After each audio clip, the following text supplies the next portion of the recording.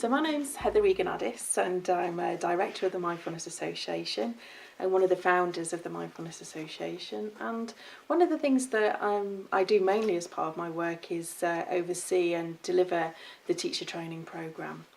So I'm going to talk a little bit about that just now. So to begin with, I've been asked the question, why would you want to teach mindfulness? And my answer to that is, why would you not? Particularly if you've engaged in mindfulness training yourself and you've benefited and you've noticed a transformation in yourself in terms of your own stress, well-being, all those kind of different elements that we all benefit from our mindfulness practice, why would you not want to share that with others so that they can benefit too? So I think it's such a wonderful opportunity to be able to share that benefit with other people, relieve their stress, help with managing pain and chronic illness problems, and just enabling us all to sort of really flourish in our lives and be achieve our full potential as a human being. And if you can help other people do that by teaching them mindfulness. So really, in order to engage in the teacher training pathway that we offer here at the Mindfulness Association, you would need first of all to have completed the level 1 mindfulness training called Being Present. And this is because you need to have an in-depth experience of the curriculum of mindfulness that you're going to be trained to teach, and that level 1 training provides you with that.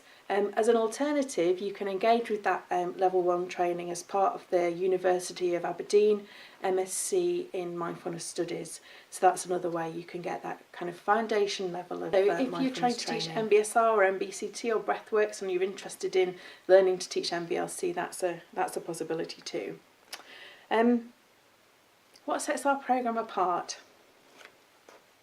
Well, one of the main things that sets our programme apart is that it's not specifically designed for a particular clinical population. It's designed for everybody, so that everybody can benefit from mindfulness. It is delivered in clinical settings, so physical and mental health settings, but also workplace and many general public courses. Another big difference is that our programme has a stronger focus on loving kindness and compassion. So as well as the mindfulness, there's this underpinning in our attitude of loving kindness, our attitude of compassion towards ourselves and towards others. And this is something that's quite distinctive about our training. Also, our training is different from the other ones in that we draw on the teachings of Rob Nairn, providing a meditation structure of settling the mind, grounding in the body, resting the mind, and then working with a mindfulness support.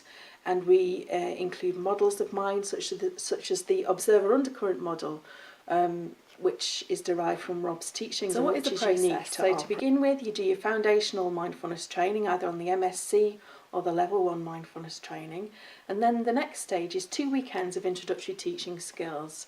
And the first weekend of this is we are exploring the key skills of guiding mindfulness practice and leading inquiry, and guiding mindfulness practices for the core practices of mindful movement, body scan and mindfulness sitting practice. And we explore how to do that and then how to inquire into people's experience of doing a practice afterwards. So that's the key area that we cover on the introductory teaching skills.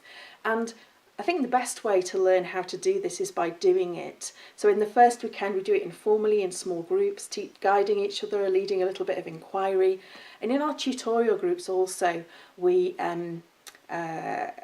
lead extracts, just a couple of minutes of extracts in the first weekend. And then there's a piece of written work between the 2 weekends about why we teach mindfulness to groups. And then the second weekend you're asked to prepare a 10-minute guided practice, and then you lead a 10-minute inquiry in your tutorial group, getting feedback at that point from your peers and from the tutor, and also you provide yourself with feedback. So we just take it step by step gradually, having a go at guiding practice and leading inquiry, and learning from doing it ourselves, learning from seeing other people doing it, and reflecting on the experience of doing it, the experience of being guided by other people and being inquired into by other people, and reflecting on that and giving feedback appropriately. So that the idea is that we develop a reflective teaching practice, so that we're able to reflect on what we've been doing.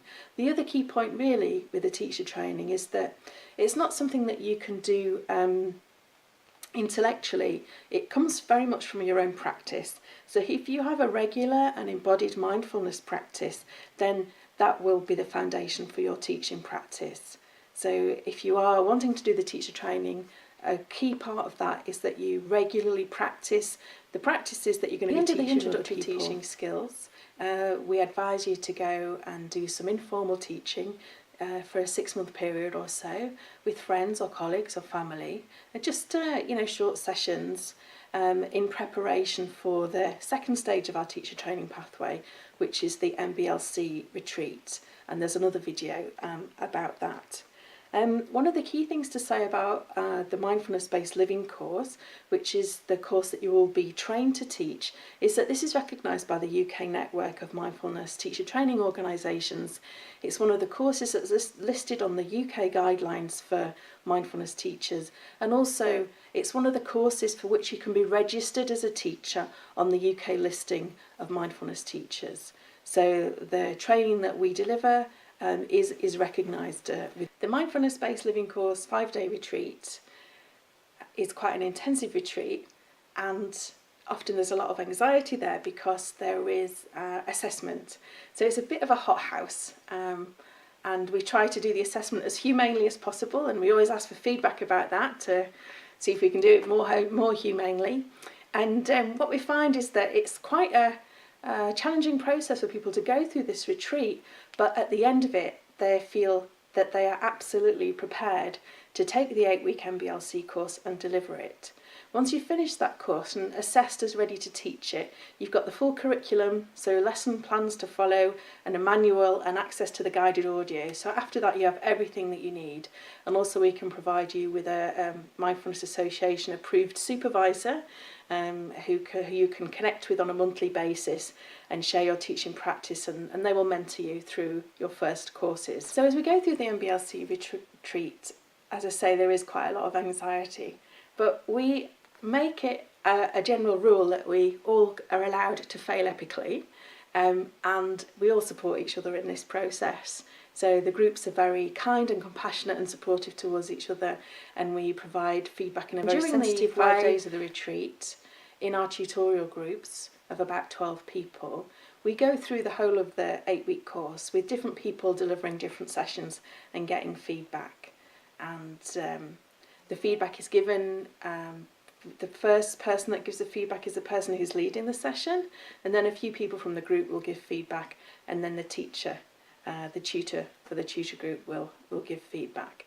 And the feedback is given in terms of the mindfulness-based interventions, teaching assessment criteria, or the MBI TAC, which looks at different domains of mindfulness teaching.